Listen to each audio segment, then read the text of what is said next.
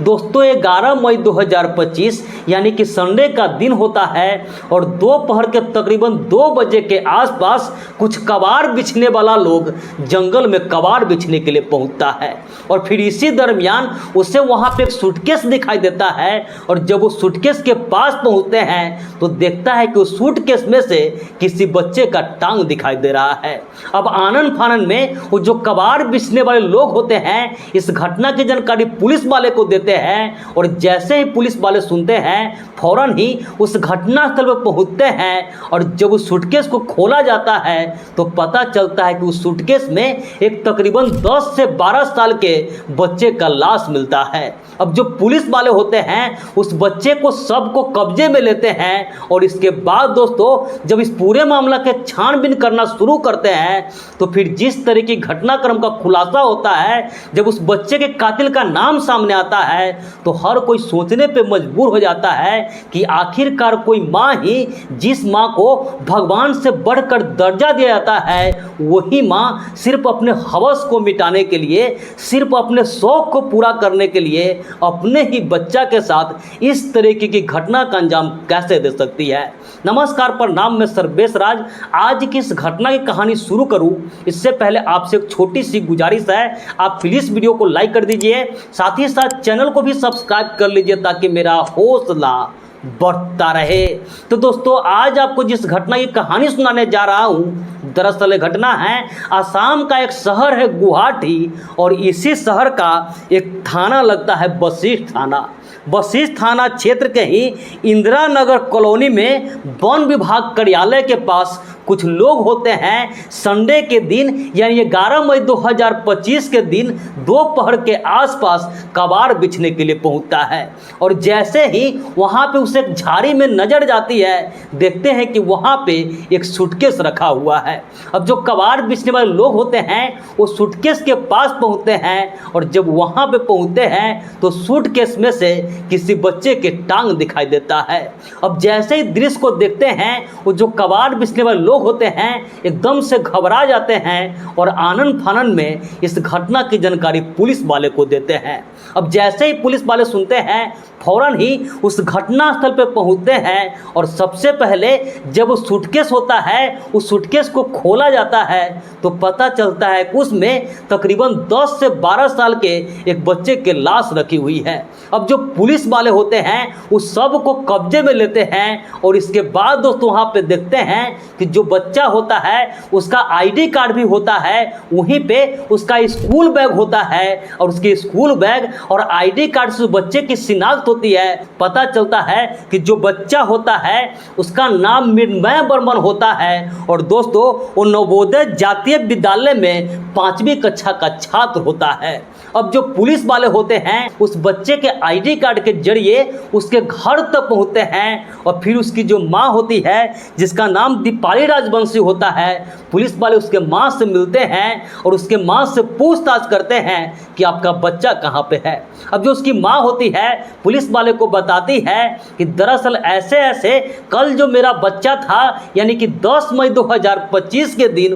वो स्कूल में पढ़ने के लिए गया था, लेकिन शाम होने के बाद जब वहाँ से वापस नहीं लौटा तो जहाँ तहाँ उसके बारे में हमने पता लगाने का कोशिश की लेकिन इसके बाद भी कुछ अता पता नहीं चला तो हमने दिसपुर थाना में जा कर के उस बच्चे के गुमशुदगी का रिपोर्ट दर्ज करवाई। अब जैसे ही पुलिस वाले इस बात को सुनते हैं उसके माँ को बताते हैं कि ऐसे ऐसे आपके बच्चा सूटकेस में पैक मिला है, इस तरीके से आपके बच्चे को किसी ने कत्ल कर दिया था। अब जैसे इस बात को उस बच्चे की माँ दीपाली राजवंशी सुनती है उसका तो मानो एकदम से बेसुध सा हो रही थी, रो रो कर बुरा हाल था। अब पुलिस वाले जो होते हैं उसे समझ में नहीं आ रहा था कि आखिर इतनी छोटी सी बच्चे के साथ किसी से क्या दुश्मनी हो सकती है। अब जो पुलिस वाले होते हैं उस बच्चे की स्कूल में पहुंचते हैं, वहां भी पूछताछ करने का कोशिश करते हैं। उन्हें लगता है हो सकता है इस बच्चे से किसी का कोई झगड़ा रही हो या कोई इस तरीके की बात रही हो, लेकिन पुलिस वाले को कुछ भी अता पता नहीं चलता है। अब जो पुलिस वाले होते हैं सोचते हैं क्या पता कहीं उसके बच्चे की जो माँ होगी या उसके घर का बाकी लोग हो गए उससे किसी को दुश्मनी रहा होगा और इसीलिए उसके घर वाले की दुश्मनी उस बच्चे से निभाई हो। अब जो पुलिस वाले होते हैं उस बच्चे के घर का जो बाकी लोग होते हैं, उसके परिवार का जो बाकी लोग होते हैं, उस सब के बारे में पता लगाने का कोशिश करते हैं तो पता चलता है कि उस बच्चे की जो माँ थी दीपाली राजवंशी, उसका तकरीबन 2 माह पहले उसको अपने पति से तलाक हो गया था। अब जो पुलिस वाले होते हैं उस दीपाली से पूछताछ करते हैं कि बताइए आपको पति से तलाक क्यों हुआ था। इस पर जो दीपाली राजवंशी होती है पुलिस वाले को कुछ भी बताने से इनकार कर देती है। और फिर दोस्तों अब जो पुलिस वाले होते हैं सोचते हैं क्यों नहीं जो बच्चे की माँ है और इस बच्चे को जो पिता है उस दोनों का CDR निकलवाया जाए। और फिर दोस्तों जब उस बच्चे के माँ का यानी जो दीपाली होती है और उसका पति होता है जिसका नाम विकास बर्मन होता है, उस दोनों का CDR निकलवाते हैं। उस बच्चे का जो पिताजी होते हैं उसके CDR में तो पुलिस वाले को कुछ भी ऐसा नहीं मिलता है, लेकिन उस बच्चे की जो माँ दीपाली होती है जब उसका CDR निकलवाते हैं तो पता चलता है कि जो दीपाली थी वो एक नंबर पे बहुत ही ज़्यादा बात किया करती थी। अब जो पुलिस वाले होते हैं जिस व्यक्ति से बातचीत क्या करती थी उसका डिटेल्स निकलवाते हैं कि आखिर दीपाली का वो कौन है, उससे इतना बातचीत क्यों करती है। तो पता चलता है कि जिस व्यक्ति से बातचीत क्या करती थी उसका नाम ज्योतिमय होलोई और दोस्तों जो दीपाली होती है उसका वो प्रेमी होता है। और उसी के वजह से तकरीबन 2 माह पहले उसका जो पति है विकास बर्मन उससे वो तलाक ली हुई थी। अब जो पुलिस वाले होते हैं उसका जो शक है उसके प्रेमी पे ही चला जाता है कि हो न हो कहीं इस सारे चीज़ों में अवैध संबंध ही वजह हो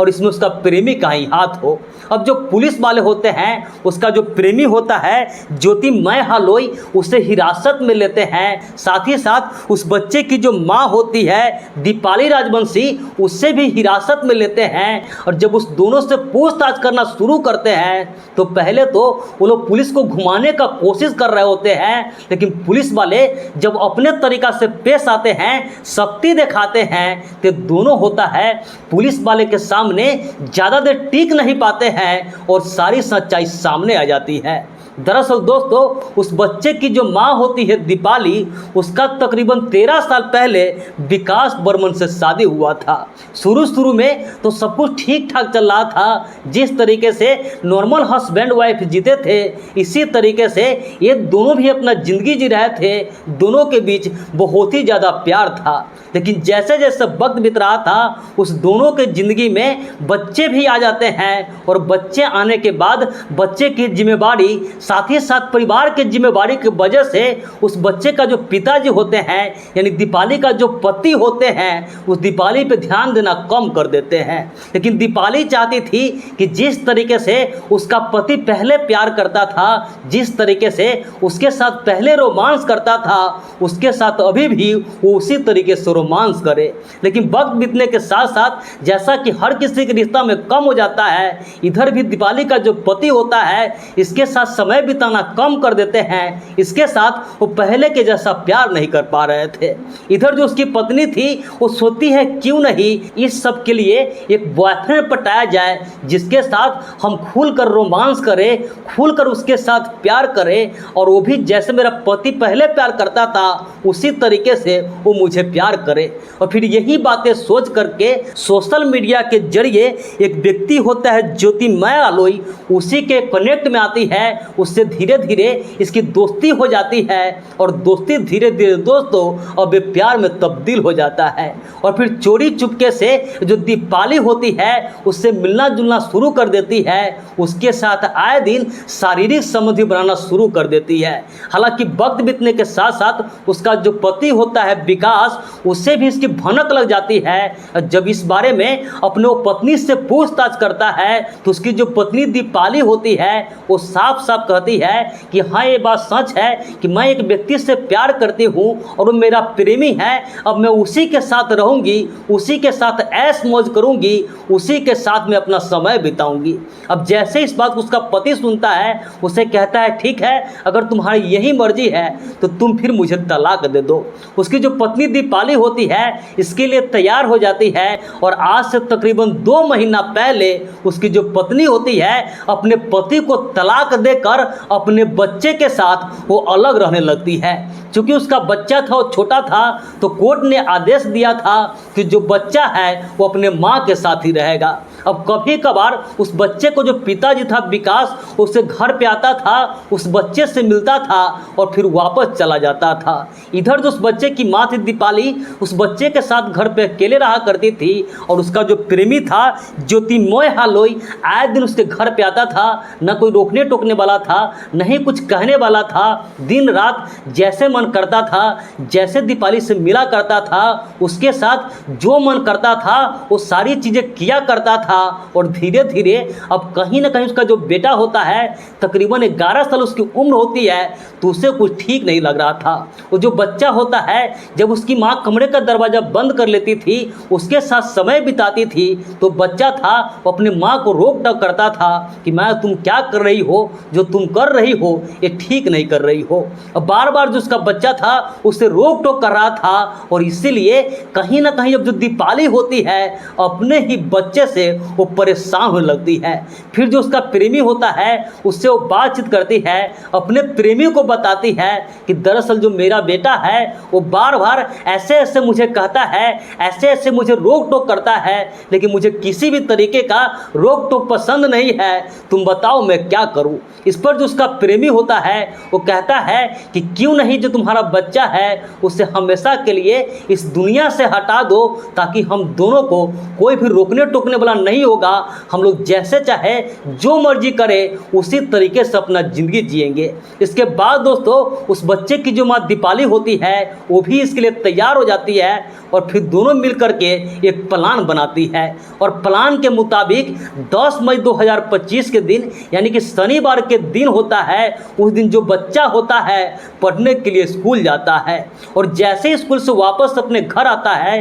ये दोनों उस घर में मौजूद होता है और उस बच्चे पे हमला करके उस बच्चे का कत्ल करता है। और इसके बाद दोस्तों उस बच्चे को सूटकेस में पैक करके उसके आईडी कार्ड को और उसके बैग सहित वहीं जंगल में जा करके फेंक आते हैं। और इसके बाद दोस्तों जानबूझ के थाने में जा करके उसके गुमशुदगी का रिपोर्ट दर्ज करवाते हैं, ताकि किसी को उस पर शक नहीं जाए। हर किसी को यही लगे कि वो स्कूल गया था तो स्कूल में से ही किसी ने उसका किडनैप कर लिया और उसके साथ इस तरह की घटना का अंजाम दे दिया। हालांकि पुलिस वाले जब इस पूरे मामला का छानबीन करते हैं तो सारी सच्चाई सामने आ जाती है। और इसके बाद दोस्तों उस बच्चे की जो माँ होती है, साथ ही साथ उसके माँ का जो प्रेमी होता है, उस दोनों को गिरफ्तार कर लेते हैं और उस दोनों के खिलाफ आगे की कार्रवाई में जुट जाते हैं। तो दोस्तों इस पूरे घटना पर और ऐसे ऐसे माँ के लिए, उस दीपाली के लिए आप क्या कहना चाहेंगे